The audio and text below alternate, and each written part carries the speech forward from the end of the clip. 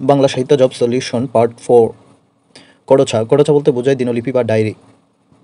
একটানা নির্দিষ্ট স্তরে একটি পদ গান করলে তাকে ধোয়া বলে। গৌরলীলার পদকে গৌরচন্দ্রিকা বলে। গৌরচন্দ্রিকার শ্রেষ্ঠ পদকর্তা হচ্ছে গোবিন্দ দাস। বাংলা কবি জয়দেবকে বৈষ্ণব পদাবলীর প্রথম পদকর্তা বলা হয়। রবি কৃষ্ণের প্রেমলীলা অবলম্বনে রচিত গীতা গোবিন্দম কাব্যটি বৈষ্ণব পদাবলীর আদি নিদর্শন। এটি সংস্কৃতি ভাষায় লেখা।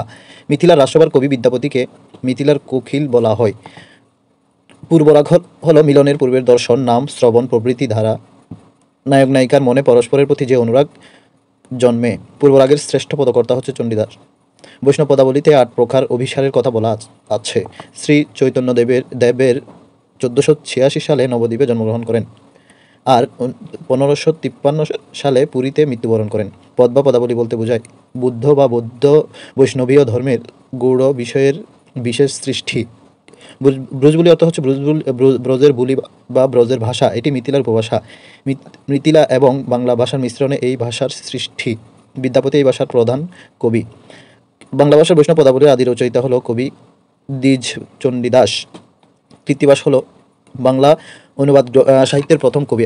তার এবং বাংলা সাহিত্যের প্রথম অনুবাদ কাব্য হচ্ছে রামায়ণ। মালাধর বসুর লেখা শ্রীকৃষ্ণ বিজয় মধ্যযুগের বাংলা সাহিত্যের দ্বিতীয় অনুবাদ গ্রন্থ। প্রথম মহিলা কবি হিসেবে রামায়ণ অনুবাদ করেন চন্দ্রাবতী। বাংলাদেশের গীতিকা সাহিত্য 3 ধরনের: নাথ গীতিকা, ময়মনসিংহ গীতিকা এবং পূর্ববঙ্গ গীতিকা। ডক্টর দীনেশচন্দ্র সেনের আগ্রহে এবং স্যার আশুতোষ মুখোপাধ্যায়ের পৃষ্ঠপোষকতায় চন্দ্রকুমার দে গীতিকা সংগ্রহ করেন। ময়মনসিংহ গীতিকা হচ্ছে 23টি ভাষায় রচিত।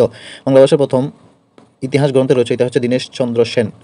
ময়মনসিংহ গীতিকা প্রকাশ পায় 1923 সালে। ময়মনসিংহ গীতিকা প্রকাশিত হয় কেদারনাথের সম্পাদনায় সৌরভ পত্রিকায়। মহুয়া পালার প্রধান চরিত্র হচ্ছে মহুয়া, নদের চাঁদ, হুমরা বেদে, সাধু, দেওয়ানে মদিনা। কয়েকটি চরিত্র হচ্ছে আলাল, দুলাল ও মদিনা।